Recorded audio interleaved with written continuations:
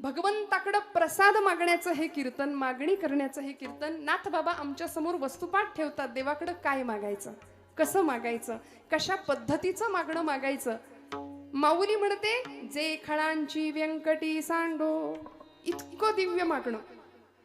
ज्या हृदयामध्ये विश्वाचा अर्थ सामावले, विश्वाचे अर्थ माझ्या मनी प्रकाशले, अवघेची झाले देह ब्रह्म, असं सांगणारी ज्ञानोबा माऊली. जगाचं दुःख स्वीकारलं. रस्त्याने जाणाऱ्या या लेकराच्या झोळीमध्ये कुणीतरी भिक्षा घालावी, कुणीतरी खसकन झोळी ओढून घ्यावी, पीठ खाली सांडावर रेघोट्या ओढाव्यात, पिठात भरलेलं पीठ सांडता भरता येऊ नये म्हणून सांडलेलं पीठ. आणि अशा अवस्थेत जगानी संन्याशाची पोरं म्हणून विटंबना करावी, हिनवणी करावी. काय पाप केलं होतं असं? जगानी निंदा केली, अपमान केला. तुकोबराई रस्त्याने निघाले तर लोक म्हणायचे, येडा तुक्या चालला बघा. नाथबाबांची कमी नाही निंदा झाली. एखाद्या महाराच्या पोराला उचलून घेतलं नाथांनी म्हणून समाजाने वाळीत टाकलं नाथांना. क्रांतिकारक संत म्हणून ज्यांचा उल्लेख केला तर तो चुकणार नाही असे संत श्रेष्ठ एकनाथ महाराज, की ज्यांच्या अंगणामध्ये सगळ्या जातीच्या पंक्ती एकत्र बसायच्या. अमुक एका जातीमध्ये हा जन्माला आला म्हणून त्याला डावलायचं, अमुक एका जातीमध्ये हा जन्माला आला म्हणून त्याच्या हातचं पाणी मला चालणार नाही, हा मानवतेविरुद्ध केला जाणारा गुन्हा. सगळ्यात पहिल्यांदा याला फाटा फोडला तो संत श्रेष्ठ एकनाथ महाराजांनी. म्हणून क्रांतिकारक संत आहेत नाथ बाबा. आणि अशा नाथांचं कर्म बघावं, कार्य बघावं, की भगवंताला वाटावं. तुका म्हणे त्याचा देव सर्व भार, चालवी कामार होऊनिया. हा भक्तीचा अधिकार श्रेष्ठ झाला, सिद्ध झाला. आणि भगवंत आले, दारात उभे राहिले, म्हणले मला काम द्या. नाथांच्या वाड्यासमोर येऊन उभे राहिले, मला काम द्या. नाथ बाबा म्हणले, कोण तू? म्हणले, लांबून आलोय, नाव श्रीखंड्या. श्रीखंड्या? 12 वर्ष नाही, तब्बल 36 वर्ष भगवंत राबले नाथांच्या घरी. सेवा नाही केली बर का, राबले हाच शब्द बरोबर आहे.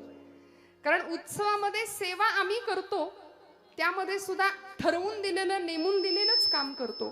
पण राबणं ही अवस्था आहे, ती भगवंतांना विचारावी. राबले. विठ्ठल म्हणून नाथांच्या घरी राबले 12 वर्ष, केशव म्हणून 12 वर्ष राबले, आणि श्रीखंड्या म्हणून 12 वर्ष राबले. नाथांनी विचारावं, बाबा कशा करता आलायस? नाथ बाबा, तुमचे कष्ट आम्ही बघितले. रोज गोदावरीचं पाणी आपण आणता, रोज एवढ्या उतारावरनं कावड घेऊन येता, घरामध्ये पंक्ती बसतात जेवायच्या. तुमचे कष्ट बघवत नाहीत, भगवंतापर्यंत तुमची सेवा पोहोचली आहे. आता मला तुमच्यासाठी काहीतरी हातभार लावू द्या. भगवंत ऋण शिल्लक ठेवत नाही भक्ताचे.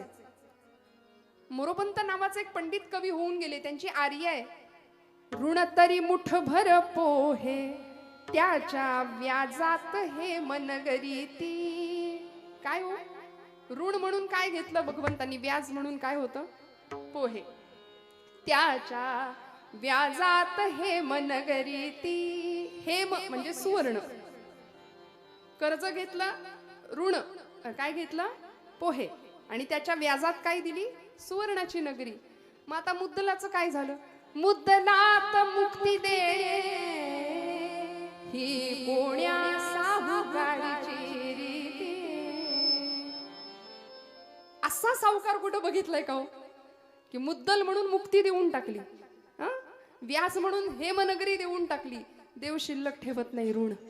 भक्तीचं ऋण वाढत गेलं, कर्ज वाढत गेलं. म्हणून भगवंत आले श्रीखंड्या म्हणून, म्हणले मला काम द्या, काहीही करून काम द्या. नाथ बाबा म्हणले, इतके सेवक दास दासी नोकर चाकर आहेत बाबा रे, माझ्याकडे नाहीये काम तुझ्या करता राजा. काय देऊ काम तुला? नाही, काहीतरी काम द्या म्हणाले. बर, घरी कोण कोण असतं? आता आली का पंचायत? आता काय सांगावं? एकटाच आहे म्हणले. जाऊ दे, खोटं बोलायची सवय लहानपणापासून आहे आपल्याला. मी एकटाच आहे म्हणाले. एकटाच आहे? बर, तुझं लग्न नाही झालं म्हणजे ठीक आहे, लग्न करून देऊ. अजून टेन्शन आलं देवाला. आधीच लोक ओरडतात 16,108 म्हणून, आता अजून हे कलम एक वाढवणार. म्हणले जाऊ दे, आत्ता पुरतं तरी हो म्हणतायत का नाही, राहूया इथेच, काही हरकत नाही. मज न लगे सर्वथा वेतन, पोटा पुरते देई अन्न. मला काही नको म्हणाले, वस्त्रे द्यावी जीर्ण शीर्ण, काही नको. तुमची जुनी झालेली कपडे मला वापरायला द्या, पोटभर मिळेल एवढं जेवण द्या, मला काही नको नाथा, काही नको, मला फक्त काम करू द्या. राहिले, नुसते राहिले नाही, राबले. द्वारकेची मूर्त एकनाथा घरी, पाणी वाहे हरी कावडीने, श्रीखंड्या चंदन उगाळून करी, वस्त्र गंगा तिरी दूत असे. सगळी सेवा केली भगवंतांनी नाथांची सगळी. राबले अक्षरशः. आवडीने कावडीने प्रभूने सदनात वाहिले पाणी, एकची काय वदावे पडल्या कार्यात वाहिले पाणी. प्रत्येक काम केलं नाथांच्या घरी. गिरिजामाईंच्या सुद्धा सेवेत, स्वयंपाकघरात प्रत्येक सेवेत हजर. सगळं काम करावं, सगळं काम. स्वतःच्याच पूजेकरता स्वतः चंदन उगळून द्यावं, स्वतःच्याच पूजेकरता स्वतः फुलं आणून द्यावीत. नाथांच्या भोजनाची वेळ झाली की पाटपाणी घ्यावं, ताट घ्यावं, वाढावं. नाथांचं भोजन झालं की उष्टी खरकटी उचलावीत. नाथांची विश्रांतीची वेळ झाली की अंथरूण घालून द्यावं. नाथ झोपले की त्यांचे पाय चेपावेत. 12 वर्षात नाथांनी श्रीखंड्याला कधी झोपलेलं पाहिलं नाही, कधीच नाही. अखंड सेवा, अखंड सेवा, अहोरात्र. आणि ज्यावेळी नाथांना कळालं की माझ्या घरी राबणारा दुसरा तिसरा कुणी नाही, श्रीखंड्या म्हणून राबणारा अनंत कोटी ब्रह्मांड नायक द्वारकेचा राणा गोपाल कृष्ण माझ्या घरी राबतोय, कळालं तेव्हा लोटांगण घेतलं. म्हणले भगवंता तडफडून मेलो असतो तर बरं झालं असतं. इतकी सेवा केली. माझी उष्टी खरकटी काढली, उष्टावळ्या उचवल्या, माझे पाय सुद्धा चिपून दिले भगवंता, त्यापेक्षा तडफडून मेलो असतो तर बरं झालं असतं म्हणले देवा. भगवंतांनी नाथांना उठवलं आणि कडकडून आलिंगन दिलं, कडकडून. आणि म्हणले नाथा मागा काहीतरी, आता काय हवंय तुम्हाला. नाथ महाराज म्हणले नको देवा, काही नको, काहीही मागत नाही, त्याला खरं भक्ती प्रेम म्हणतात बरं का. तुमची माझी यादी तयार असते. मगाशी मी म्हटलं ना 10 रुपयाची नोट आम्ही दानपेटीत टाकतो. परवा मावशी म्हणले यंदा पोरीचं जुळू द्या. 10 रुपये नेटपॅक तरी येतो का तेवढ्यात. इतकी यादी असते. घेशी देवा देशी ऐसा अससी उदार, नामदेव महाराज म्हणतात ना. तू तो उदारांचा राणा, तो द्यायलाच बसलाय हो. पण घेणारा माणूस कसा आहे, तो कुठल्या अपेक्षेने आलोय हे न कळण्या इतका तो काही वेडा नाही. चीटी के पाव में घुंगरू बजे वो भी नाद श्री रघुनाथ सुने, इतकं त्याचं आमच्याकडे लक्ष आहे. आम्हाला वाटतं त्याला काही कळतंय. पण म्हणून म्हटलं, महाराज म्हणाले हेची दान देगा देवा तुझा विसर न व्हावा. आम्ही म्हणतो हेची दान देगा देवा आणि लाखभर रुपये पगार व्हावा, जमल्यास इन्कम टॅक्स बुडवता यावा, त्यातूनही सही सलामत सुटलो तरच गुण गाई ना आवडी. माऊली म्हणते विश्वात्मक भगवंताकडे जे खळांची व्यंकटी सांडू, तया सत्कर्मी रती वाढू, भूता परस्परे पडो मैत्र जीवांचे. इतकं उदात्त मागणं. समर्थ म्हणाले कल्याण करी रामराया जनहित विवरी. सगळ्यांनी मागितलं बरं का, सगळ्यांनी मागितलं. पण संतांचं मागणं आणि तुमचं आमचं मागणं वेगळं आहे. पहिली गोष्ट, संतांना मागावंच लागत नाही. संत मागतात कारण देव म्हणतो मागा मागा मागा, काहीतरी मागा. तिष्ठत उभा आहे पांडुरंग परमात्मा आणि नाथांना सांगतोय काहीतरी मागा नाथा. नाथ बाबा म्हणतायत देवा एकतर मला काही मागायचं नाही, तरी पण तुम्ही माग माग माग म्हणून माग लागलाय, म्हणून मागतो द्या. पहिल्या चरणात देवा माझे मन लागो तुझे चरणी, संसार व्यसनी पडो नेदी, नामस्मरण घडो संत समागम वावुगाची भ्रम नको देवा. नाथांनी मागणं मागितलं. देवाला म्हणाले देवा तुला किती वेळा सांगितलं मला काही नको, तरी सुद्धा तुला द्यायचंच आहे. द्यायचंय ना तर एक दे. देवा माझे मन लागो तुझे चरणी, तुझ्या चरणावर माझं मन स्थिर राहू दे. कारण ते मन स्थिर नाहीये हे निश्चित आहे. मन चंचल आहे. सगळ्यांनी सांगितली प्रमाण, सगळ्यांनी सिद्धांत सांगितले. भगवान गोपाल कृष्ण विभूती युगामध्ये म्हणाले इंद्रियाणाम मनश्चास्मी. सकल इंद्रियांच्या मध्ये मन नावाचे इंद्रिय ते म्हणजे मी आहे. यापुढे भगवंत विभूती योगात म्हणतात मासा नाम मार्गशीर्षोस्मी. 12 महिन्यांच्या मध्ये मार्गशीर्ष मास म्हणजे मी. प्राण्यांच्या मध्ये सिंह म्हणजे मी. फुलांमध्ये गुलाब पुष्प म्हणजे मी. आणि एवढंच कशाला अर्जुना, पांडवानाम धनंजय हा. 5 पांडवांच्या मध्ये तू म्हणजे मी. भगवंतांची भगवद्गीता असा अर्जुन आमच्यासारखं नव्हतं ऐकत. आम्ही कसं कीर्तनात एखादी डुलकी लागली तरी काही हरकत नाही. काही माणसं फार हुशार असतात, अशी जागा हेरून बसतात. इथं तसं नाही बरं. आम्ही इथलं तिथं कधीच सांगत नाही. देवर्षी नारदांची गादी आहे. नारदांचा स्वभाव काय आहे, इकडचं तिकडं तिकडचं इकडं असे आहे की नाही? पुराणामध्ये त्यांच्या कथा आपण ऐकतो, तसं आम्ही इथल्या गोष्टी तिकडे साताऱ्याकडे जाऊन सांगू फार तर, इथलं इथं नाही. त्यामुळे इथे मस्त फ्रेश चेहऱ्याची माणसं आहेत, रिलॅक्स बसा बरं का, काही टेन्शन नाही. प्रपंचातल्या सगळ्या बरं का, आजी मावशी आत्या सगळ्या महिला वर्ग आमचा इकडेच फार व्याप असतात तो, आहे की नाही? आमच्या वर्गाला फार टेन्शन असतं सगळ्यांचं. बघा ना, रांधावाडा उष्टी काढा, सगळं आलं गेलं बघा, घरातलं बघा, बाहेरचं बघा, सगळं करावं लागतं की नाही? म्हणून मी तुमच्या वर्गाला मुद्दाम सांगते, सगळं सोडा, 2 तास फक्त आपल्याकरता आतमध्ये बघायचं आपण आपल्या. तुकोबरायांनी केला ना, तुका म्हणे होय मनाशी संवाद आपुलाची वाद आपणासी. आत्मशोधाची धडपड होती महाराजांची. तो आपला शोध घेता येतोय का याचा विचार करूया. आणि सगळ्या विवंचना, घरामध्ये सासू आहे, सासरा आहे, दीर आहे, भाऊज आहे, नणंद आहे, सगळे त्याच सगळ्या गोष्टी परत कीर्तनात ऐकायची फार इच्छा असते काहींना. इथं सासू आली पाहिजे, सून आली पाहिजे, पण इथे मला तसं काही जमत नाही बरं का. त्यामुळे माझ्याकडून अपेक्षाही तशी करू नका.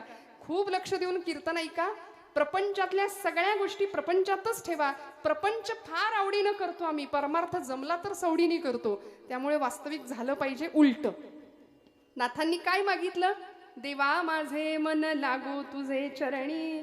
मन तुझ्या चरणावर लागू दे, म्हणजेच मन लागत नाही हे निश्चित आहे. कारण आमच्या खानदेशातल्या अत्यंत माझ्या आवडत्या कवयित्री निसर्ग कन्या बहिणाबाई काय म्हणाल्या? मन वढाळ वढाळ उभ्या पिकातल ढोर, मन वढाळ वढाळ उभ्या पिकातल ढोर, मन वढाळ वढाळ, मन वढाळ वढाळ उभ्या पिकातल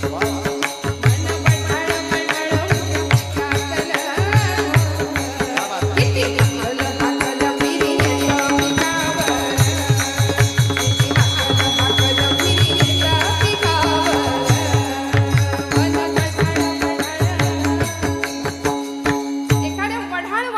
जनावराची उपमा दिली. कुणाला? आपण सगळे जागेपणी ऐका. गात जागा गात जागा प्रेम मागा. अत्यंत मन चंचल आहे. वढाळ वासराची उपमा दिली, जनावराची उपमा दिली. भगवंतांनी सांगितलं मन म्हणजे मी आहे. बघा काय गंमत आहे. भगवंत काय म्हणाले? इंद्रियाणां मनश्चास्मी, मन म्हणजे मी आहे. अर्जुनाने भगवंतांकडे असं बघितलं, म्हणाले देवा, तो काही झोपेत ऐकत नव्हता. तो म्हणाला, काय म्हणालास कृष्णा सख्या? मन म्हणजे तू? हो, मन म्हणजे मी. नक्की? नक्की मन म्हणजे मी. बघा कन्फर्म? हो कन्फर्म, मन म्हणजे मी. लॉक कर दू? असतं का नाही, कौन बनेगा करोडपती? हा, लॉक कर दो, मन म्हणजे मी. बरं, अर्जुनाने आता प्रश्न विचारला, देवा मन म्हणजे तू असशील तर अथकेन प्रयुक्तोयम पापंचरति पुरुषः अनिच्छन्नपि वार्ष्णेय बलादेव नियोजितः. अथ केन प्रयुक्तोयम पापंचरति पुरुषः. अथ केन, का? माणूस पाप का करतो? थोडक्यात माणूस पाप कर्माला प्रवृत्त का होतो जर मन म्हणजे तू असशील तर देवा? आणि तू असं म्हणतोस ना, सर्व धर्मान परित्यज्य मामेकम शरणम व्रज. तर मनुष्य पाप का करतो? आणि पाप शरीर करत नाही. अनिच्छन्नपी, इच्छा नसताना सुद्धा समाजामध्ये आज मानगुड धरून केल्यासारखं पाप केलं जातं. आणि पाप शरीर नाही करत, पाप मन करतं आधी, आणि मग शरीराकडून क्रिया घडते. मग आता देवा माझा प्रश्न असा आहे, या सगळ्या पापाची जबाबदारी, या पापाचं उत्तरदायित्व तू घ्यायला तयार आहेस का?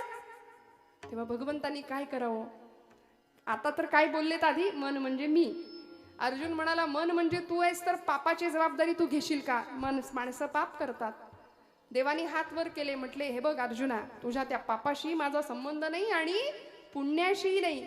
काम एष क्रोध एष रजोगुण समुद्भवा महाशनो महापाप्मा विध्येन मिह वैरिणम रजस्तवश्च मनसो द्वंश दोषा उदारतो. जे मन रजतमांच्या आहारी गेले, कामक्रोधादी विकारांच्या आहारी गेले, ते मन म्हणजे मी नाही. ते मन म्हणजे मी नाही. मग अत्यंतिक शुद्धता पावित्र्य ज्या ठिकाणी आहे ते मन म्हणजे मी आहे. अर्जुन तरीही ऐकेना, 4 डिग्र्या लावल्या या मनापुढे.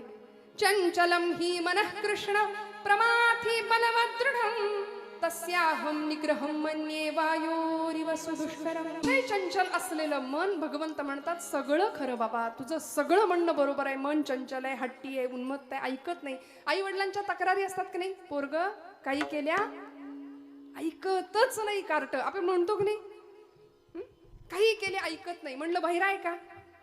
ऐकत नाही म्हणजे बहिरा आहे असं नाही. सगळं सांगितलेलं ऐकतो, पण बाळ्या उठ, बाजारातनं दूध घेऊन ये, कोथिंबीर घेऊन ये. नाही जात, जा. हे म्हणजे ऐकत नाही, हो की नाही? हा, उठ, वेड पिक्चर लागलाय टीव्हीवर, लगेच बघायला उठेल. हे कसं ऐकेल? या मनाचं असंच आहे, या मनाचं असंच आहे.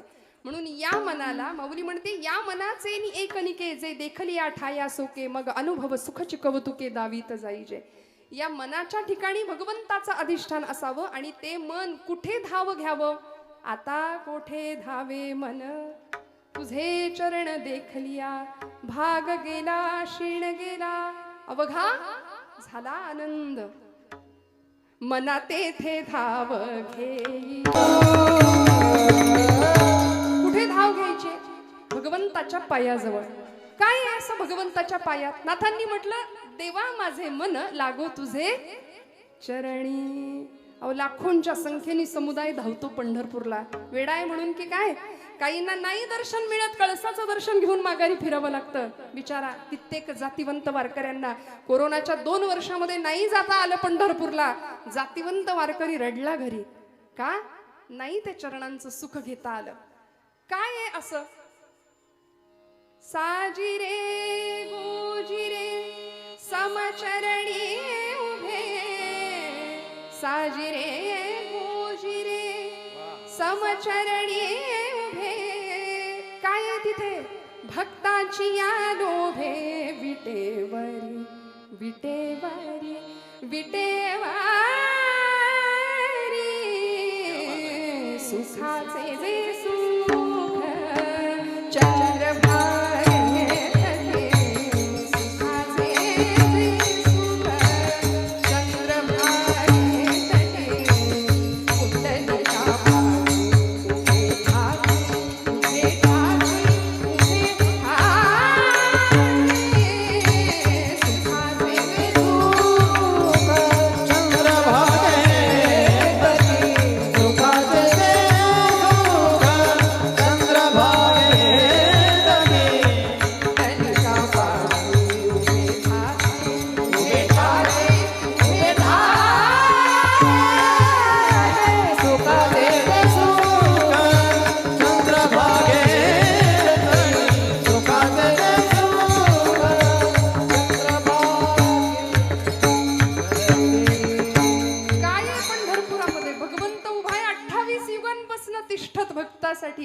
त्या चरणांचं सुख.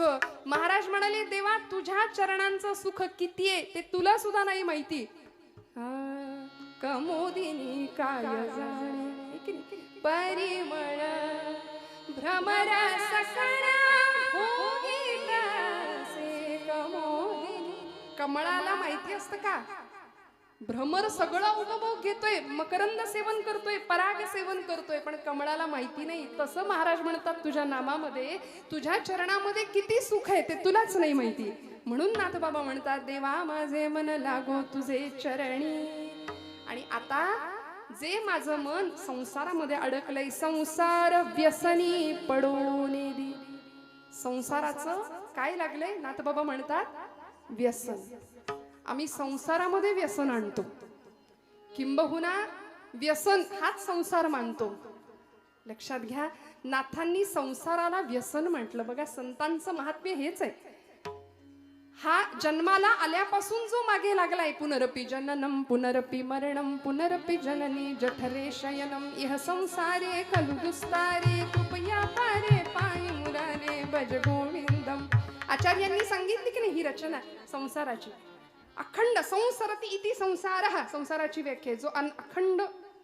अरिस्टॉटल नावाचा तत्ववेत्ता म्हणाला, change is the only constant thing. या जगामध्ये सगळ्यात स्थिर जर काय असेल ना तर बदल.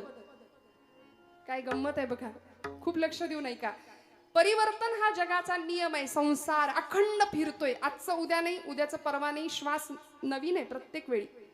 संसारामध्ये सगळं बाहेरून आणावं लागतं. चहा संपला आणा, साखर संपली आणा, सगळं.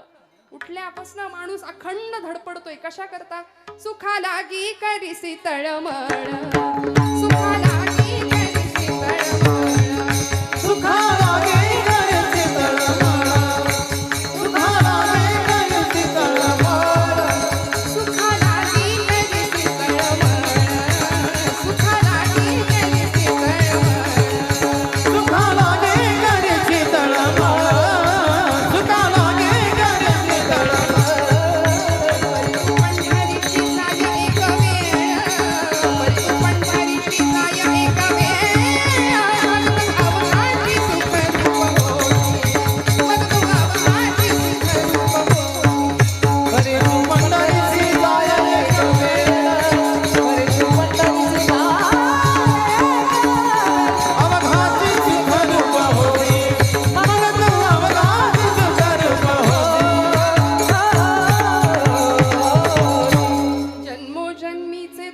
विसरशी मग तू अवघाची सुख रूप होशी.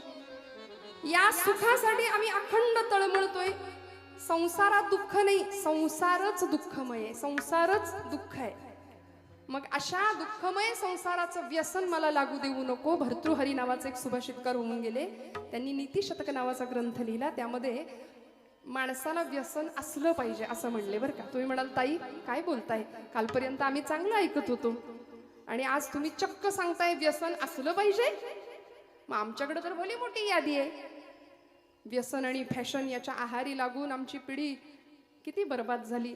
मी कशाला सांगायला हवं. घरं बर्बाद झाली, घराचे 2 तुकडे झाले. विधभर जमिनीच्या बांधाच्या तुकड्यासाठी सख्या भावाचा खून करणारी माणसं आज आम्ही समाजात पाहतोय. एखादा अपघात झाला रस्त्यावर तर त्याला मदत करण्यापेक्षा पहिला फोटो काढून सोशल मीडियावर माझ्याकडून पहिल्यांदा कशी बातमी जाईल याच्या मागे वखवकलेली आमची पिढी लागली आहे. आमची संस्कृती, आमचा समाज, आमचा देश, आमचा धर्म म्हणून भारतीय पुराण पुरुषांनी, महापुरुषांनी 3Dचा जमाना तोही होता बरं का. आजही आम्ही 3D फार करतो ना. पण या 3D मध्ये 3D कुठले होते तर देव, देश आणि धर्म. याच साठी सगळा जीवनाचा अट्टाहास या मंडळींचा होता. त्यामुळे बाकी व्यसन करायला वेळच नव्हती हो. बाकी व्यसन करायला वेळ नाही, बाकी गोष्टींसाठी वेळच नाही. जगाचा तो भार आपुल्या शिरावर ऐसे थोडे तर वाटो द्या हो. कारण माहिती होतं माझ्या इथे प्रत्येक घराघरातनं सुवर्णाचा धूर निघत होता. इतकी श्रीमंती होती आमच्याकडे. सुवर्णाचा धूर, रत्नांच्या खाणी कुठे होत्या? भारत देशात. पण लोक आले, लुटेरे आले, अनेक स्वाऱ्या केल्या, लढाया केल्या आणि आमच्या इथलं सगळं लुटून नेलं. रिकाम्या आगबोटी आणल्या इंग्रजांनी, भरभरून नेलं. इथला ताग, इथलं लोखंड, इथली नीळ, इथलं सोनं, इथला कापूस सगळं नेलं आणि आमचा राष्ट्राभिमान स्वतःच्या टाचेखाली तुडवून टाकला. आणि आम्ही त्यांचे पोवाडे गातो. कुणीतरी यावं, इथलं लुटावं, इथं स्वाऱ्या कराव्यात, आमचा राष्ट्राभिमान तोडवून टाकावा, आमचा स्वाभिमान तोडवून टाकावा आणि आम्ही एवढ्या वर्षानंतर, शेकडो वर्षानंतर सुद्धा त्यांचेच पोवाडे गावेत. आमच्यासारखे शतमूर्ख आम्हीच आहे, लक्षात ठेवा. आम्हाला कीर्तनातनं ही जागृती करणं अपेक्षित आहे. आमच्या भावी पिढीला जर आम्ही नाही सांगितलं तर आमच्यासारखे पापी आम्ही ठरवू. कारण येथ वडील जे जे करीती तया नाम धर्म ठेवीती माऊली. धर्माची व्याख्या आम्हाला सांगतात. मग आम्ही जर कमी पडलो तर आमच्या पिढीसमोर पुढचा येणारा भयान अंधकार, त्याला आम्ही जबाबदार असू. आमच्याकडे एक म्हण आहे, आम्ही शेकडो वर्षानंतर स्वाऱ्या केलेल्यांचेच गुणगान गातो. इथली मंदिरं फोडली, मशिदी उभ्या केल्या, धर्माभिमान स्वतःच्या टाचेखाली तुडवून टाकला. घोड्यांच्या टापा आल्या, मोगलांच्या स्वाऱ्या, सुलतानांच्या स्वाऱ्या, लढाया कुणाच्याही असोत, घरदार जळून राख झाली. सत्यानाश झाला तो मराठी मुलखाचा, मराठी मातीचा. इथल्या बाया बापड्यांची सुरक्षितता प्रश्न होता. वेदशाळेतला वेद, देवळातला देव, स्त्रीचं शील, तिच्या कपाळावरचं कुंकू, तिचं चारित्र्य, तरुणांचा पराक्रम, वृद्धांचं जीवन काहीच सुरक्षित नव्हतं. अशा वेळी नाथ बाबा साक्षीदार होते बरं का. 16वं शतक आहे नाथ माऊलींचं. आणि एकनाथ महाराज पैठणातनं 3.5 शक्तिपीठांकडे अवतान घालत होते. दार उघड बये, दार उघड म्हणून. 3.5 शक्तिपीठांकडे सगळ्या संतांनी अवतान घातलं होतं. का हो? कारण आम्ही इतक्या वर्षानंतर सुद्धा त्यांचंच गुणगान गातोय. आपल्याकडे म्हण आहे, जो जिता वही. वाटलंच होतं मला. आता काय, आपण आपलीच दृष्ट काढली पाहिजे की नाही मीठ मोहऱ्यांनी. एकदा खरंच काढूयाच आपण. कसं कसं बघा ना, मी न काही विचारता पटकन तोंडात आलं तुमच्या, जो जिता वही. आता का म्हणाल? आजपासून म्हण बदलूया. मी हात जोडून प्रार्थना करते, आपल्या सगळ्यांच्या हृदयस्थ परमात्म्याला विनंती करते की आजपासून जो जिता वही सिकंदर नाही. अरे कुणीतरी फुटके लुटेरे येतात, आमच्या इथलं सोनं लुटतात, आमच्या इथला देव, धर्म, देश, स्वाभिमान लुटायचा प्रयत्न करतात आणि आम्ही त्यांचंच गुणगान गातो. आजपासून जो जिते वही छत्रपती शिवाजी महाराज, जो जिता वही महाराणा प्रताप, जो जिता वही राजा विक्रमादित्य, जो जिता वही पृथ्वीराज चौहान. आजपासून त्यांचे गुणवे गायला सुरुवात करूया. जो जिता वही धर्मवीर संभाजी महाराज. का हो? नको त्या गोष्टींच्या आहारी आम्ही जातो, परिणाम संसार उद्ध्वस्त होतो. नाथांनी संसाराला व्यसन मानलं. म्हणाले मला संसाराचं व्यसन लागू देऊ नको देवा. याचा अर्थ प्रपंच करायचा नाही असं नाही. प्रपंच करावा नेटका, मग घ्यावे परमार्थ विवेका. संतांनी सांगितलं फाटका तुटका प्रपंच आम्हालाही मान्य नाही. तो उत्तमच करायचा. प्रपंच असावे सुवर्ण परमार्थी पंचीकरण. प्रपंच छानच करायचा आहे, उत्तम जोडून या धन उत्तम व्यवहारे उदास विचारे वेच करी तुकोबा म्हणतात की नाही. उत्तम प्रपंच करायचाच आहे, पण त्याचं व्यसन नाही लागू द्यायचं. कीर्तनाला येता का? नको. दूध फ्रीज मध्ये ठेवायचंय. कीर्तनाला येता का? घराला कुलूप लागलंय की नाही 10 वेळा आम्ही ओढून बघू आणि इथं आल्यानंतर सुद्धा त्या कुलपाचं चिंतन करू. असा हा संसार मागे लागलाय. नको म्हणले, आज मूडच नाही. उठलेलं बसवत नाही, बसलेलं उठवत नाही. कबीरदास म्हणतात, कोई तन दुखी कोई मन दुखी कोई धन बिन रहत उदास, थोडे थोडे सब दुखी सुखी हरी के दास. सगळ्यांच्या मागे दुःख आहे, कारण संसारच दुःखमय आहे आणि तिथे आम्ही सुख शोधण्याचा प्रयत्न करतो. स्वानंद सुख निवासी मामासाहेब दांडेकर असं म्हणाले होते की तुम्ही प्रपंचात सुख शोधता म्हणजे असं झालं की मिरच्यांच्या बाजारात जायचं आणि म्हणायचं जरा खव्याचे पेढे देता का किलोभर. आता मिरच्याच्या बाजारात तुम्हाला पेढे कुठनं मिळणार? तिथे ठसकाच लागणार आणि तिथे डोळ्यात पाणीच येणार. बरोबर आहे की नाही?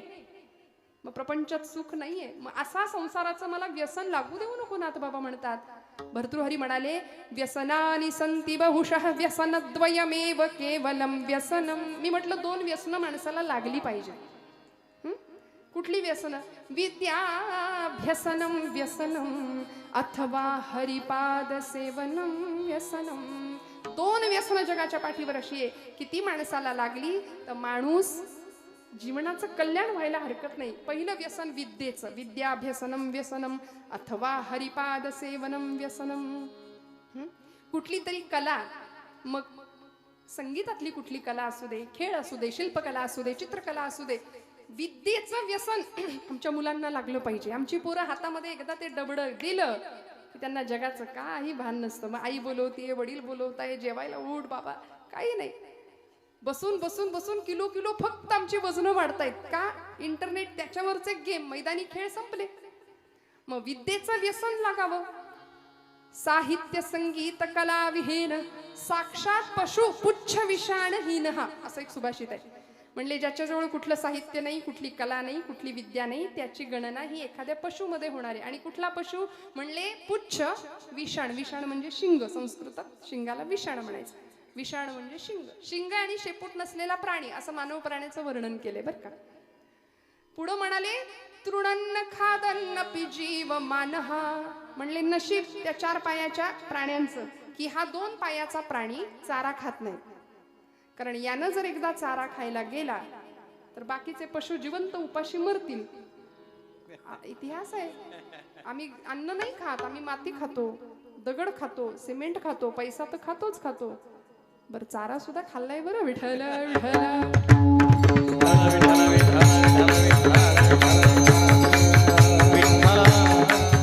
इतिहास आहे आमचा.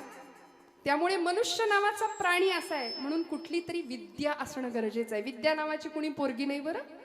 विद्या नाम व्यसनम, विद्येचं व्यसन. आणि दुसरं अथवा हरिपाद सेवनम व्यसनम, भगवंताचे पद चरण पाय, त्याचं व्यसन आम्हाला लागावं. म्हणून नाथबाबा म्हणतात, संसार व्यसनी पडो नेदी. नको देवा संसाराचं व्यसन. मग कसं राहायचं म्हणाले, ऐसे असावे संसारे जवबरी प्राचीनाचे दोरे, पोरी घरचार मांडिला खेळ मोडून टाकेला.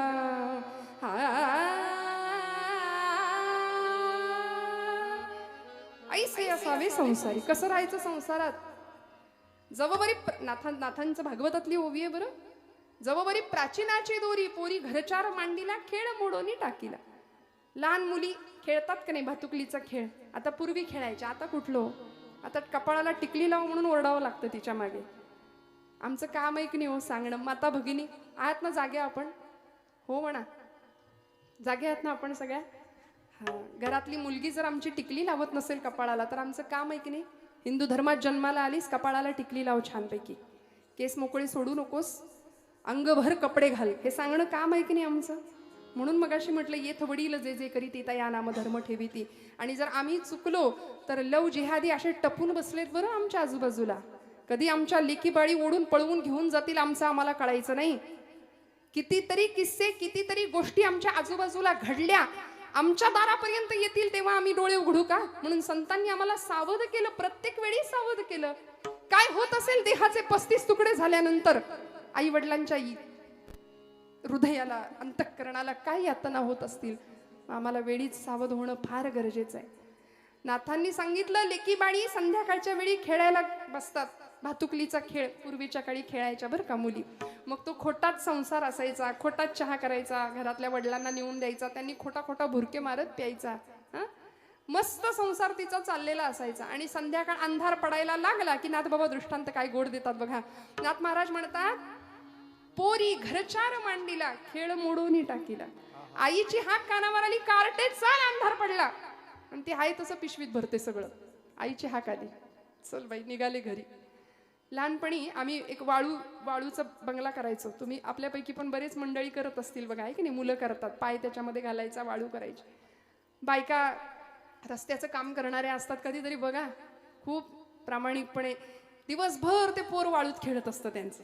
ती बाई दिवसभर काम करत असते, काबाड कष्ट, दिवसभर मोलमजुरी करावी तेव्हा तिला पगार मिळेल, मग पोट भरायचं. ते पोरग दिवसभर त्या वाळूचं इतकं सुंदर घर करतं. आणि आई निघायला लागली, कार्ट्या चल आता घरी जायचे, ते टुनकन उडी मारतं, त्या घरावरच उडी मारतं, मोडून टाकतं. ऐसे असावे संसारी. नाथबाबा म्हणाले, त्याचा निरोप आला ना की आहे तसं सोडून जायची शक्यता नाही, इच्छाशक्ती पाहिजे, आहे तसं सोडून जायची तयारी पाहिजे. नाहीतर आम्ही म्हणतो नको नको नको देवा, आत्ताच येऊ नको, नातवंड होऊ दे जरा, नातवंडाचं तोंड बघते मग ने. परमार्थ, अध्यात्म, कीर्तन हे सगळं खूप लांब आहे आमच्या दृष्टीने. आणि तो नातू येतो, तो म्हणतो, आई आजी अजून पण ना तू इथंच. बघा कळलं तर मराठी भाषा आहे. मग ती म्हणते, असू दे बाई, पण तू वंडाला बघून जाते. ते पण तू पण म्हणतो, अजून पण तू इथंच. विठ्ठल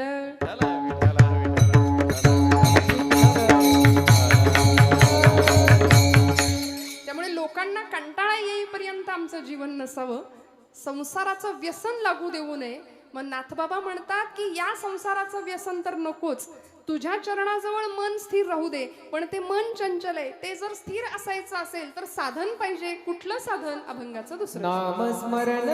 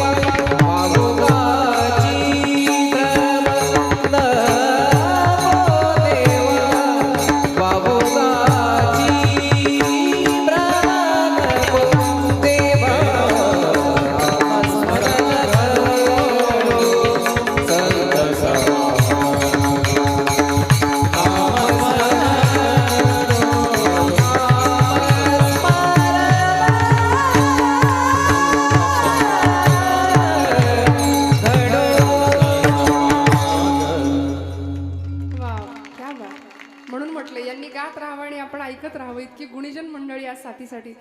जरा दिरंगाई केली का, काटकसर केली का टाळ्यांना? इकडे समोरनं दाद मागून नाही मिळत, खरं दाद यावी लागते. खोकला यावा तशी दाद येते आपसुक. खूप मनापासून दाद देत जा बरं का, कारण ही नादब्रह्माची स्वरब्रह्माची उपासना करणारी माणसं आयुष्य प्रचंड मेहनत कष्ट करून हे सगळं निर्जीव चांबड्यातनं इतका सुंदर आवाज काढणं आणि तुमच्या हृदयाला आनंद देणं हे सोपं नाहीये, हे सोपं नाहीये. नाथबाबा म्हणतात, नामस्मरण घडो संत समागम, वाबुगाची भ्रम नको देवा. मला तुझं नाम दे भगवंता, कारण मी तुझी पूजा फक्त नामानेच बांधू शकतो. तुका म्हणे मज अवघे तुझे नाम, धूप दीप राम कृष्ण हरी, कासयाने पूजा करू केशी राजा. भगवंता मला तुझं फक्त नामच घ्यायला आवडतं, मला बाकी जमत नाही काही. कारण तुझं नाम घेणं इतकं सोपं आहे, इतकं सोपं आहे. बघा ना, देवाचं नाम सोपं आहे की नाही घेणं? कधीही घ्या, कुठेही घ्या. हो येता जाता, उठत बसता, कार्य करता, तदा देता घेता, वदनी वदता, ग्रास गिळता, घरी दारी शय्येवरी अतिसुखाचे अवसरी, समस्तांची लज्जा त्यजुनी भगवत चिंतन करी. कुठेही कुठल्याही स्वरूपात कुठेही नामाला बंधन नाही. सातारचे संत ब्रह्मचैतन्य गोंदवलेकर महाराज म्हणतात की नाम हे उपाधी रहित असावं. नामाला कुठली उपाधी नाही, काही बंधन नाही. कधीही घ्या, कुठेही घ्या. जनाबाईने काही विशिष्ट ध्यानधारणा केली होती का हो? पण जनाबाई अहो कधीही कुठल्याही वेळी हात्यामध्ये जातं असायचं, खुंटा हातात आला, एकीकडे पाय पसरलाय की हाक मारलीच पांडुरंगाला. जनी मांडते दळण नाम ओठी घोळते. पांडुरंगा सख्या ये की रे बाबा, ये की रे बाबा, येशील का रे सख्या? दळिता कांडिता तुझं गाईनं अनंत म्हणून हाक मारावी, असा पाय जनाबाईनं पसरलेला आणि हाक मारायची. जनी मांडते दळण नाम ओठी घोळते, भारी जड हे जाते तुझी या विना. आणि सखा पांडुरंग म्हणायचा, जने जने जने आलो थांब. काय वेळ लावत होता हो भगवंत? नाही, लगेच यावं. हाक तुझी येता कानी, झोप बुडानी गावाई, काग दळतेस एकली माझ्या विना. सख्या आलास का रे पांडुरंगा? हात तुझा लागला रे, जात झालं हलक हलक, दारी आलं अमृत पिक तुझी या दिठीन. जने खरं सांगू का ग तुला, मी सुद्धा एकटाच आहे ग. माझ्याकडे येणारा प्रत्येक भक्त फक्त काहीतरी मागायला येतो. मीही होतो एकला, करमेना मुळी मला, आरसा मला गे दिधला तुझी या दिठीन. दिशा उजळल्या गेला कोंबडा,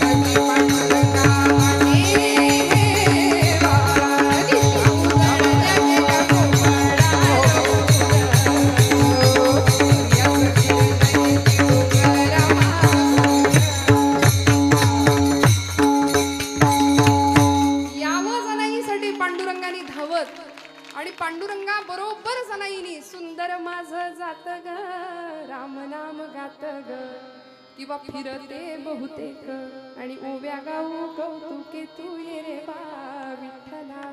भगवंतांनी यावं, येणाऱ्या जाणाऱ्या माणसांना दोन दोन आवाज ऐकू यावेत जनाईच्या झोपडीतनं. आणि अशा प्रवृत्तीची माणसं काही त्याच काळी होती असं नाही, आजच आहेत असं नाही, त्याही काळी होती. हे महिषासुरच सगळे बरं का, देवीनं मारावंच यांना. काम क्रोध रूपी सगळे महिषासुर. आणि चर्चा व्हायची गावामध्ये पंढरपुरामध्ये, पाटील पाटील जनीच्या झोपडीतनं दोन दोन आवाज येतात. म्हणले एक पुरुषी आवाज आहे, ताबडतोब चौकशी करा. एकटी राहते ना, कोण होतं आतमध्ये? सगळ्यांनी चौकशी करावी. घेराव घातला झोपडीला आणि जनाबाई सकाळी सकाळी पीठ चोपड्यात भरलं, दरवाजा उघडला. गावातली सगळी मंडळी समोर उभी. गावचे पाटील, कुलकर्णी, गावची काही माणसं. विचारलं, पाटील काय काम काढलंयसा सकाळी सकाळी माझ्याकडं? पाटलांनी सांगावं, जने बाकीचं बोलू नको, आतमध्ये कोण आहे तेवढं सांग. कुठं कोण आहे तवा पाटील? मी एकटीच तर गातीया. जने खरं सांग, 100 माणसांनी दोन आवाज ऐकलेत आणि तू बरी म्हणते गो मी एकटीच आहे म्हणून. आतमध्ये कोण आहे खरं सांग. पाटील, आता माझ्या बोलण्यावर तुमचा विश्वास नाही, तुम्ही झडती घ्या माझ्या झोपडीची. केवढं तिचं झोपडं कोलमडलं त्या नाद्यात, कुणीच सापडे ना, कुणीच सापडे ना. जने खरं सांग, कोण आलं होतं ग? 100 माणसांनी दोन दोन आवाज ऐकलेत आणि तू म्हणते मी एकटी होती. खरं सांग, जने खोटं बोलू नको, कोण आलं होतं? पाटील, माझ्या बोलण्यावर तुमचा विश्वास नाही, बोलले तर तुम्ही हसाल. सांगू का कोण आलं होतं? पांडुरंग आला होता. हसले सगळे. पांडुरंग? आणि तुझ्या झोपडीत जने पांडुरंग कशापायी आला होता ग? पाटील, काय सांगू, जोंधळ्याच्या भाकरीची चव लई न्यारी, पंढरीचा राणा येतो जनाईच्या दारी. काय सांगू पाटील तुम्हाला? बरोबर जने, पांडुरंग आला म्हणतेस, तुला दिसतो आणि आम्हासनी दिसत नाही, असं कुठं लपवून ठेवलंयस ग? आणि जनाबाई हसतात. तुम्हाला मला पडलेलं कोड सोडवतात. जनाबाई म्हणतात, पाटील लपवायचा कुठं असतो? हृदयाचा बंदी खाना केला, हृदयाचा बंदी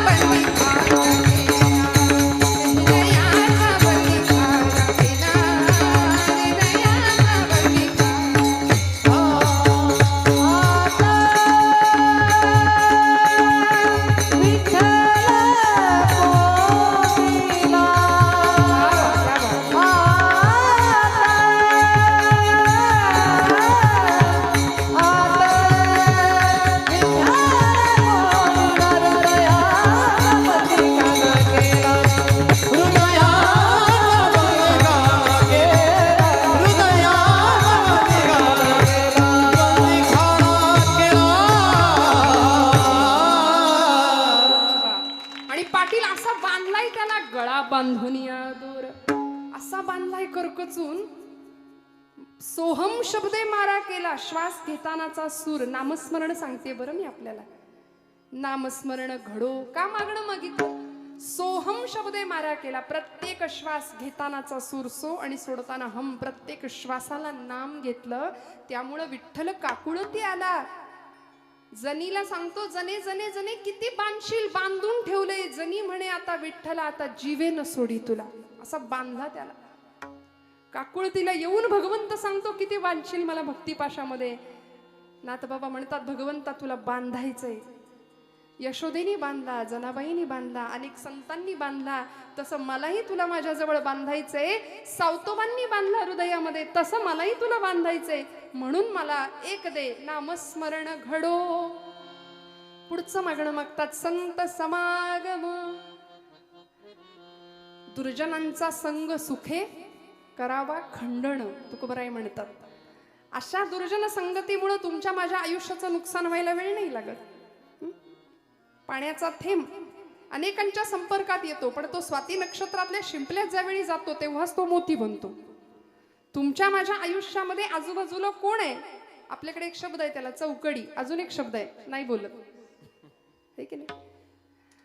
अशा चौकडीच्या जर आम्ही आहारी गेलो तर आयुष्याचं नुकसान व्हायला वेळ नाही लागणार. काय करते संत संगत, एक दृष्टांत सांगते, पुढे जाते. स्वामी विवेकानंदांचं उदाहरण आपल्याला माहिती आहे. जगाच्या पाठीवर योद्धा संन्यासी म्हणून ज्यांचा गौरव झाला.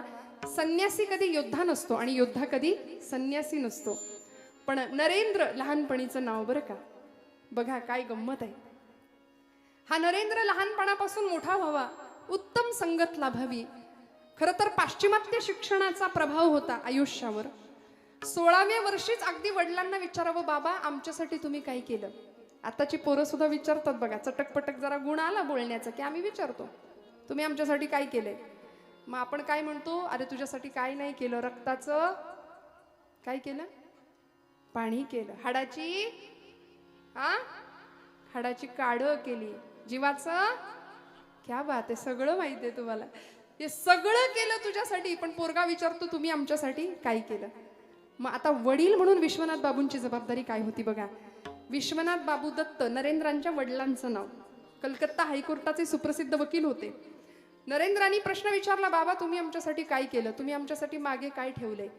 त्यावेळी नरेंद्रांना विश्वनाथ बाबू सांगतात, नरेंद्रा घरामध्ये आपला कपाटाचा मोठा आरसा आहे की नाही, त्या आरशासमोर जाऊन उभा राहा, तुला उत्तर मिळेल तुझ्या प्रश्नाचं.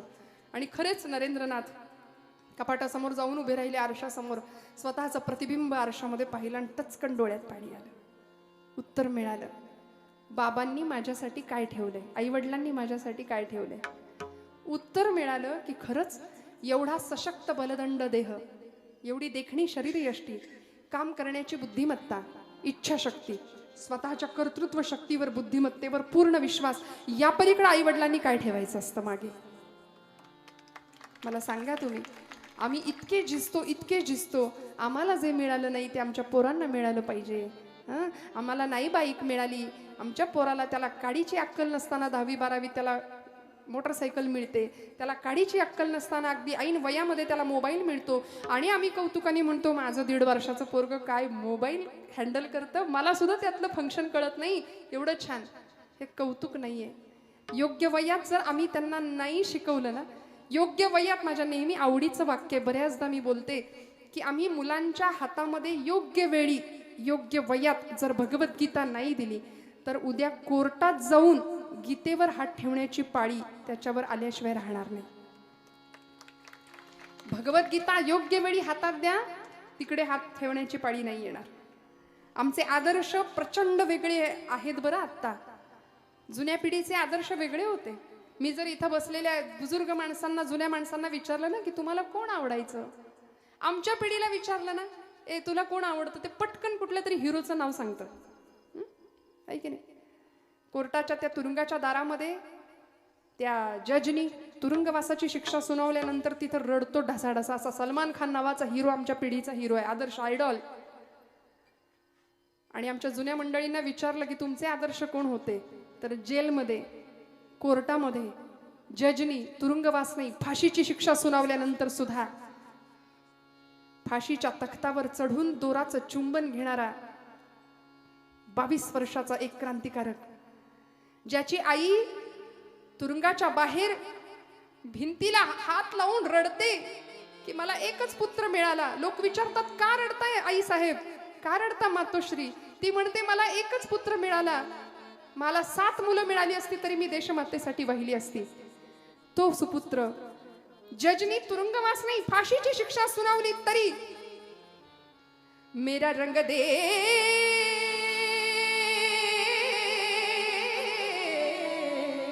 मेरा रंग दे बसंती चोला, माए रंग दे, मेरा रंग दे बसंती चोला, माए रंग दे, मेरा रंग दे, मेरा रंग दे, रंग दे, रंग दे बसंती चोला, माए रंग दे, मेरा रंग दे,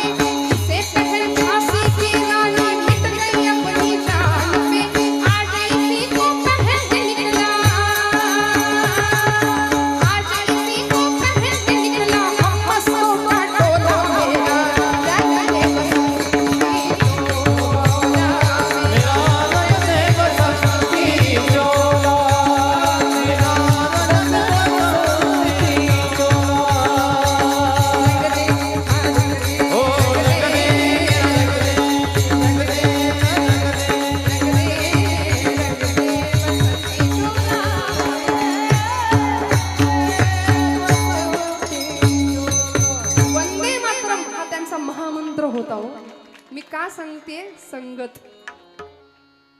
संत संगत मिळाली, सज्जनांची संगत मिळाली. भगतसिंग, राजगुरू, सुखदेव, अनंत कान्हेरे. वंदे मातरम हा त्यांचा महामंत्र होता. भगवद्गीता हातावर घेऊन फासावर गेली ही मंडळी.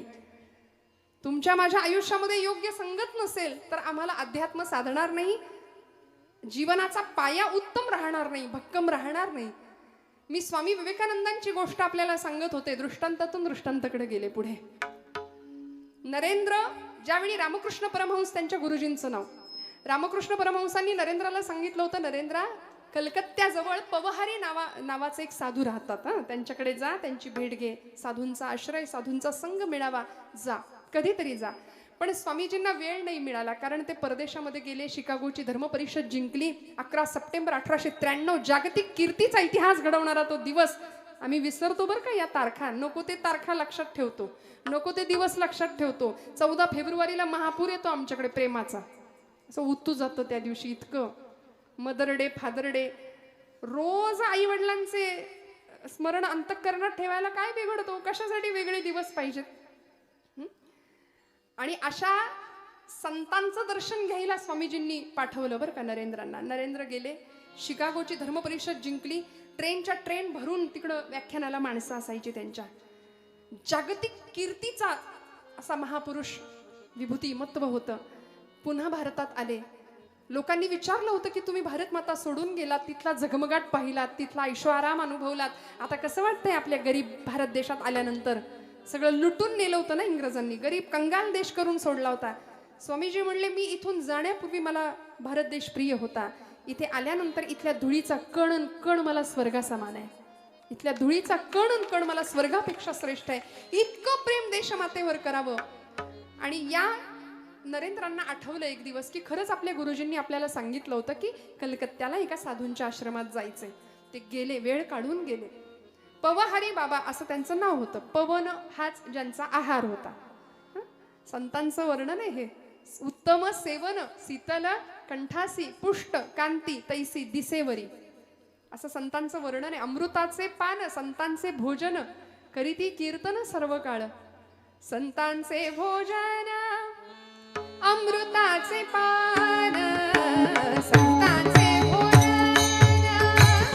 अमृताचे पान, संतांचे भोजन, अमृताचे पान, संतांचे भोजन,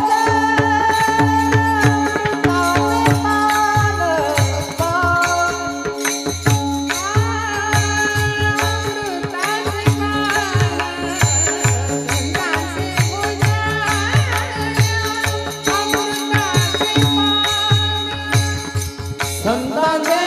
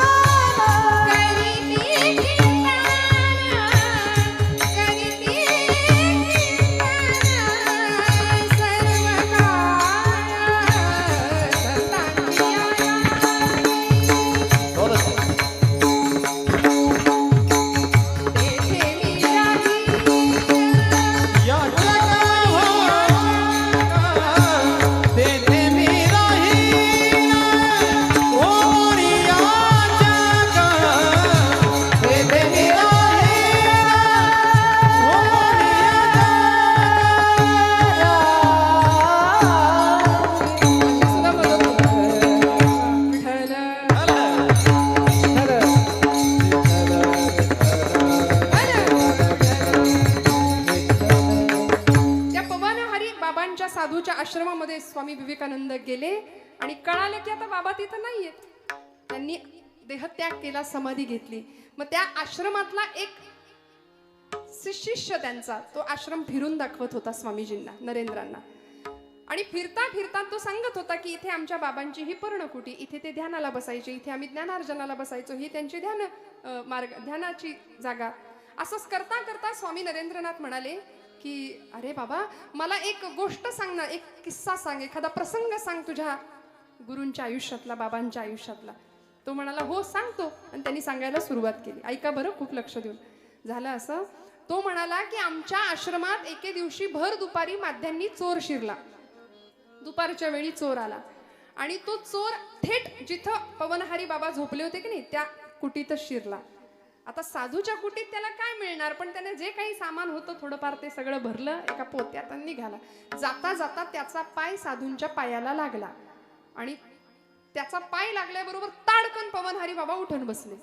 आता पुष्ट कांती अशी बघितल्या बघितल्या याला घाम फुटला. पोतं तिथंच टाकलं आणि धूम ठोकली जंगलाच्या दिशेने, अंधाराच्या दिशेने. पवनहारी बाबांनी ते पोतं उचललं आणि त्याच्या मागे धावत सुटले.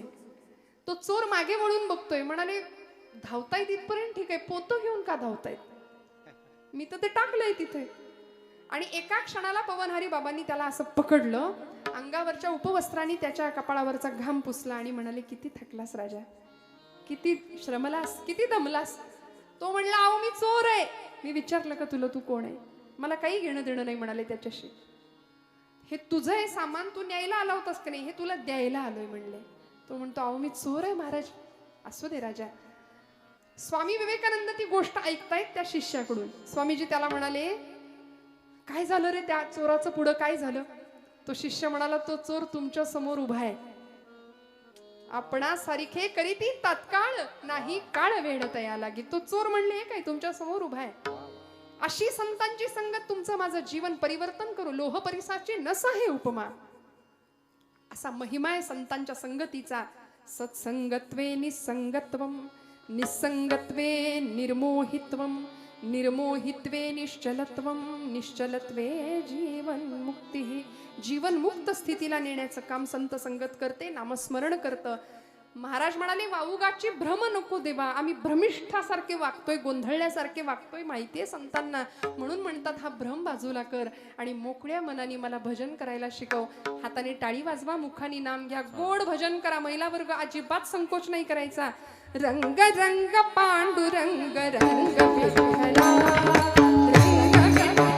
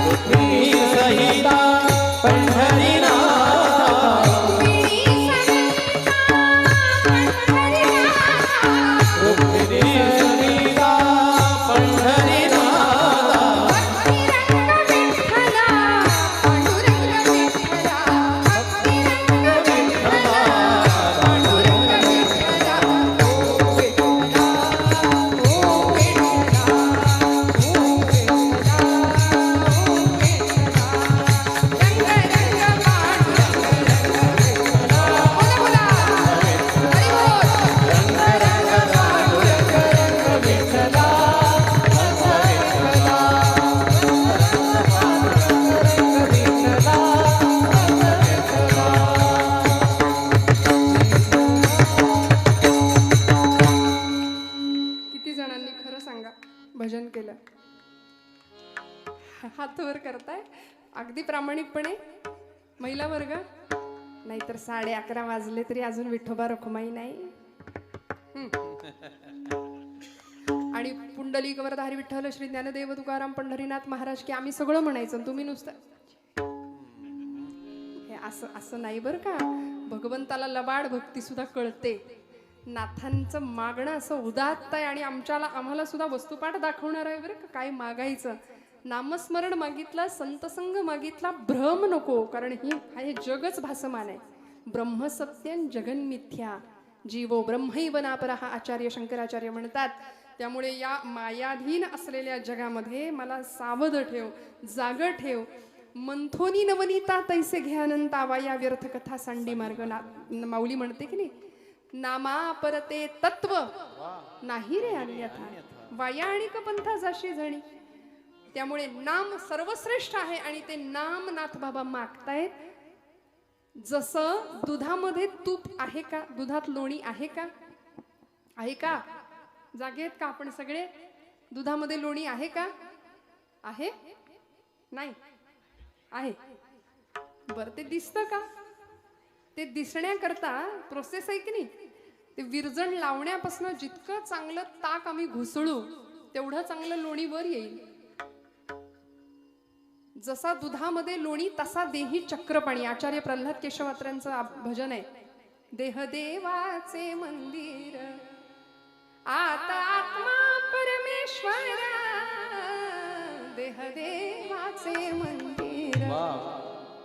जशी उसात हो साखर तसा देहात हो ईश्वर. सगळं नाही म्हणत बरं. तुका सांगे मूढ जना देव देही का पाहना. अनेकांना वाटतं तुकोबरायांचा अभंग आहे की काय. आचार्य प्रल्हाद केशव अत्र्यांचं ते पद आहे. ते म्हणाले जसं दुधामध्ये लोणी तसा देही चक्रपाणी. दुधातलं लोणी आहे पण दिसत नाही, मग ते करता मंथन करावं लागेल, म्हणजे घुसळावं लागेल. आणि मी नेहमी म्हणते फिजिक्सचा म्हणजे भौतिकशास्त्राचा नियम आहे की ज्यावेळी आपण एनर्जी सेंट्रलाइज करतो, ऊर्जा ज्यावेळी सघन केली जाते, सगळा वारा एकत्र आणला पवन ऊर्जेच्या माध्यमातून, त्यावेळी वीज निर्माण झाली. सगळं पाणी एकत्र केलं त्यावेळी वीज निर्माण झाली. तसं ऊर्जा एकत्र केली की ती जास्त कार्यशक्ती देते, जास्त पॉवर देते. तसं भगवंतांनी आम्हाला प्रचंड मोठी ऊर्जा शक्ती देऊन पाठवले. ती झोपली आहे सध्या. तिला जर जाग करायचं असेल तर भजनाशिवाय पर्याय नाही. म्हणून नामस्मरण संत भगवंताकडे मागतात की माझ्याकडून नाम करून घे भगवंता, हाची माझा नेम सिद्धी नेई आणि हे सगळं तूच करून घे. आम्ही ध्यानाला बसतो, लोक म्हणतात काय ध्यान बसले, असं आमचं ध्यान.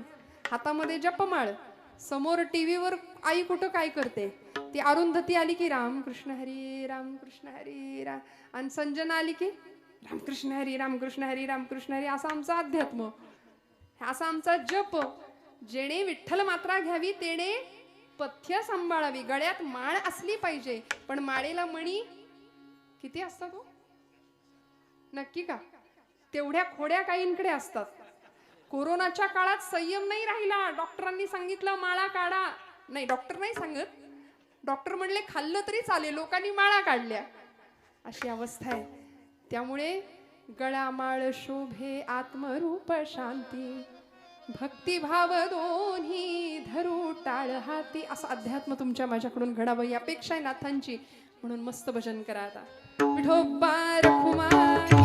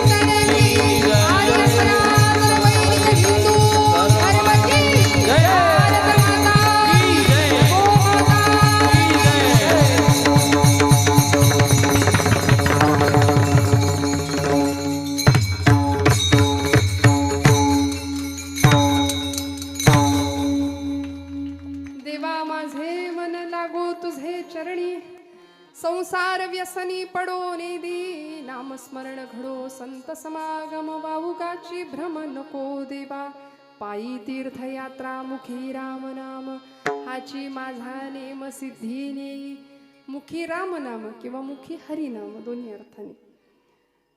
नाथांनी भगवंताकडे नाम मागितलं. काय काय मागितलं बघा. तुम्ही आम्ही काय मागतो? सगळं प्रपंचातलं दान मागतो, संसारात सुख मागतो, यंदा पोरीचं जुळू दे, मुलाला नोकरी लागू दे. पण खरं सांगू का, तो दाता आहे, तो द्यायला बसलाय. अशी कृतज्ञता पाहिजे. जे वांछिले ते तू दिले, कल्पद्रुमा हे आदिमा हे अंतिमा, या मातीचे आकाश तू, शिशिरात या मधुमास तू, देशी मृता तू अमृता, पुरुषोत्तमा हे आदिमा हे अंतिमा. देणे तुझे तुके शिरी, झालो ऋणी जन्मांतरी. क्या बात है. अपकार मी अपराध मी, अपकार मी अपराध मी, परी तू क्षमा हे आदिमा हे अंतिमा, हे आदिमा हे अंतिमा. जे वांछिले ते तू दिले, जे वांछिले ते तू दिले, कल्पद्रुमा हे आदिमा हे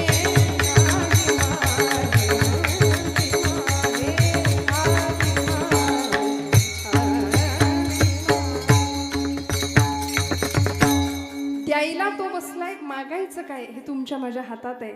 भरताला मागता आलं असतं की नाही? अहो मागायच्या आधीच मिळालं होतं की नाही? मला सांगा, मर्यादा पुरुषोत्तम प्रभू रामचंद्रांना दुसऱ्या दिवशी राज्याभिषेक होणार होता, गादीवर बसायचं होतं. आईच्या वचनासाठी वडिलांना त्याग करावा लागला. सांगितलं, रामा तुला जावं लागणार आहे वनवासाला. सुखदुःखे समे कृत्वा लाभा लाभो जया जयो. या परिस्थितीमध्ये कुठलीही वेळ आली तरी, ज्याला मराठीमध्ये स्टेबल म्हणतात, असं बोललं की लवकर कळतं. काही परिणाम नाही होऊ दिला, काही नाही. आमचं कसं, जरा कुठे खुट्ट झालं की आमचा पारा असा लगेच चढतो. प्रपंचामध्ये या एका विकारावर आम्हाला विजय मिळवता आला ना तर आम्ही सुखी होऊन जाऊ. प्रचंड राग, पण सगळं स्वीकारलं की नाही. असा पुत्र प्रभू रामचंद्र सगळं स्वीकारलं आणि निघून गेले.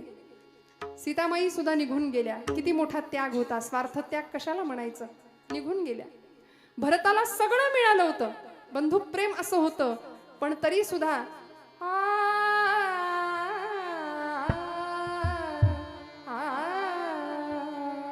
काय मागितलं. गेले की नाही. मागे मागे मागे सुमंतांना पाठवलं. आधी भरद्वाज ऋषींच्या आश्रमामध्ये प्रभू थांबले होते. तिथून पुढे भगवंत निघून गेले.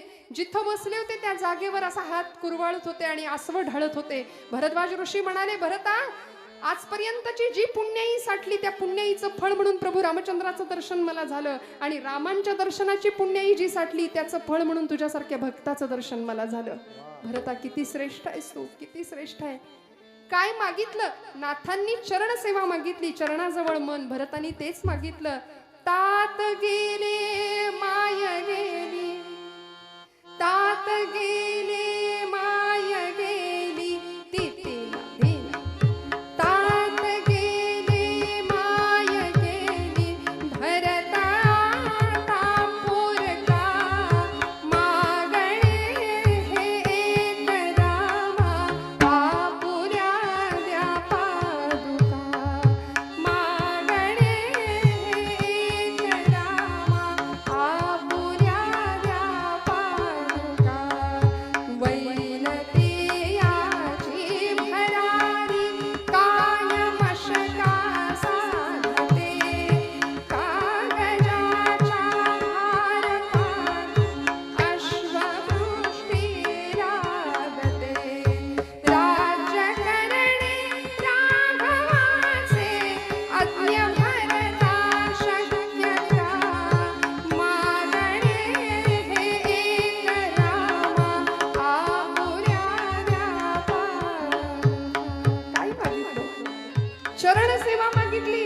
पादुका मागितल्या, आयुष्यभर त्या पादुकांची सेवा केली, स्वतः संन्यस्त वृत्तीने जीवन जगले. जमेल का असं आम्हाला? आम्ही मात्र कधी एकदा सगळ्या जगाची भूक काय मला सांगा? सध्या सगळ्या जगाची भूक काय आहे?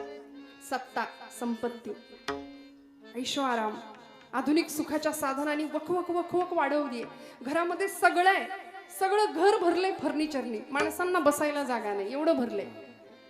सगळं सेट आहे, sofa set, dining set, kitchen set. माणूस कायम अपसेट, कायम असमाधान, समाधानच नाही. सगळ्या सुखाचे अलंकार जर अंगावर उपभोगायचे असतील तर संतांनी नामाला महत्व दिलं, संत संघाला महत्व दिलं. म्हणून नाथ बाबा नामस्मरण मागतात, संत संघ मागतात, तीर्थयात्रा मागतात. सगळ्या संतांनी तीर्थयात्रा केली, नामदेवांनी तीर्थयात्रा केली.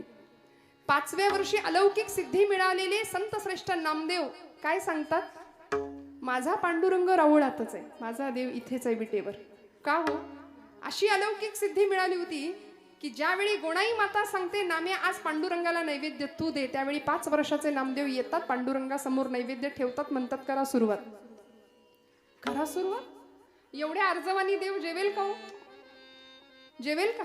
तुमच्या माझ्याकडून जेवतो का देव? आम्ही नैवेद्य ठेवतो, लगेच काढून घेतो. खाल्लं बिल्लं तर करायचं काय त्याने? केवढी भीती आम्हाला. आणि तो आपला नैवेद्य खात नाही याच्यातच तो आपली आब राखू नये, लक्षात ठेवा. तर त्यांनी जर खायला सुरुवात केलं, नामदेव महाराज म्हणले देवा का रे, मी एवढा पोर आलोय आज, माझे बाबा रोज येतात म्हणून काही चवण्या डवण्या लावलेस की काय? जेव बऱ्या बोलानी. तरी सुद्धा हालायला तयार नाही देव. मग आई आपल्याला कसं करते घरी? आता बऱ्या बोलानं जेव, नाही तर चुलीतलं जळकं लाकूड आणून सडकीन म्हणला, तरी सुद्धा देव जेवायला तयार नाही. आणि एक क्षण असा आला, नामदेव महाराज म्हणले पांडुरंगा 5 वर्षाचं वय आहे बरं. म्हणाले पांडुरंगा आता जर जेवला नाही ना तर बाबा येतील, मला विचारतील नाम्या देव जेवला का? देव जेवल्याशिवाय तू जेवायचं नाही असं मला सांगितलंय. मग मला विचारतील देव जेवला का? मग त्यांच्या हातून मार खाण्यापेक्षा पांडुरंगा तू जर बऱ्या बोलानी जेवणार नसशील तर इथं या पायरीवर डोकं आपटून जीव देतो म्हणले. आणि ठाडकन डोकं आपटणार पायरीवर.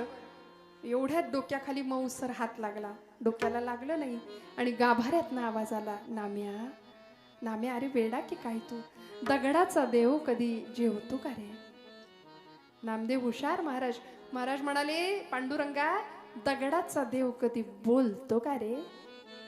बोललास चल. चाटून पुसून ताट स्वच्छ करायला लावलं पांडुरंगाला. सगळं ताट स्वच्छ करून आले, घरी आले आणि गोणाई मातेनं बघितलं रिकामं ताट. म्हणली कार्ट्या धीर नाही धरवला, सगळं संपवलं. भूक लागली करतो. आई अगं मी नाही संपवलं. मग कुणी संपवलं?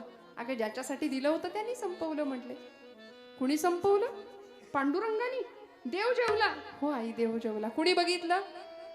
कुणी कशाला बघायला पाहिजे आई? नाम्या खोटं बोलू नको, देव कसा जेवेल? अगं आई खोटं कसं बोलायचं हेच माहिती नाही ग मला.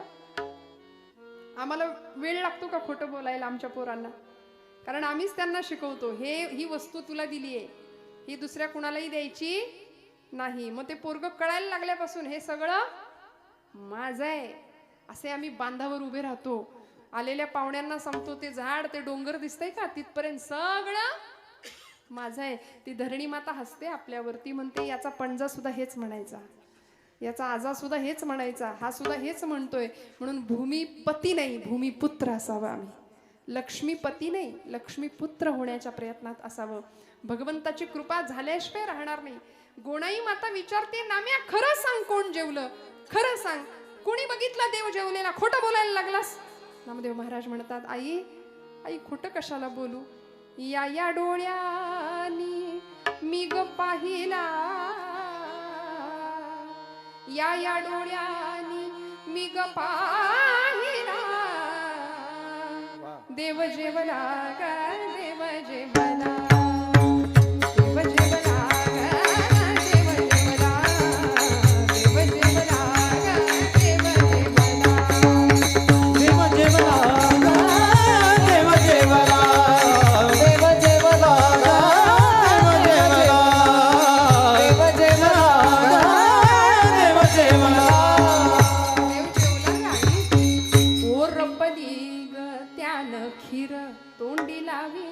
कोशिंबीर भुरका साराचा.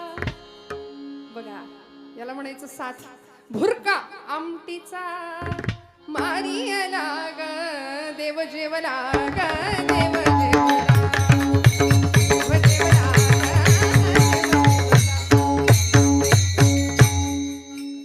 आई देव जेवला म्हणून सांगितलं. भगवंतासाठी सगळं सर्वस्व नामदेवांसाठी पांडुरंग होता.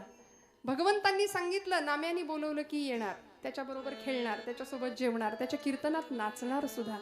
त्यामुळे तिथे पांडुरंग हाच परमात्मा, पंढरपुरातच पांडुरंग आहे या भावनेत असलेले नामदेव महाराज ज्यावेळी ज्ञानदेव सांगतात, नाम्या अरे पंढरपुरात राहून भागायचं नाही, बाहेर पडावं लागेल. शिंप्याच्या जातकुळी जन्माला आलास म्हणून काय झालं, सगळ्या जगाला कळू दे नामदेव नावाचा शिंपी अवघा देश शिवायला निघालाय प्रेमाच्या धाग्यानी आणि भक्ती नावाच्या सुईनी. अवघा प्रांत जोडला, घुमांपर्यंत पोहोचले, पंजाब प्रांतापर्यंत. एकही राष्ट्र एकही राज्य असं नाहीये की जिथे नामदेवांच्या खुणा नाहीयेत. आज सगळीकडे पोहोचले. ज्ञानदेवांनी तीर्थयात्रा केली, नाथांनी तीर्थयात्रा केली, तुकोबांनी तीर्थयात्रा केली, अनेक संतांनी तीर्थयात्रा केली. पायी तीर्थयात्रा, मुखी हरिनाम, हाची माझा नेम सिद्धी नेई. आणि शेवटच्या चरणामध्ये नाथ बाबांना पांडुरंग विचारतात, भगवंता नाथा काय हवंय, अजून अजून काय हवंय, मागा अजून काय हवंय. काही मागणे नाही नाही देवा आणि नाही नाही देवा.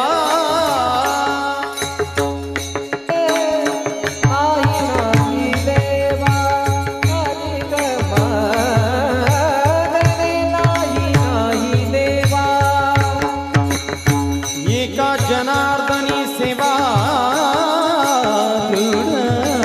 दे, एका जनार्दनी सेवा दे. नामस्मरण घडो संत संगम, नामस्मरण घडो संत समा. एका जनार्दनी सेवा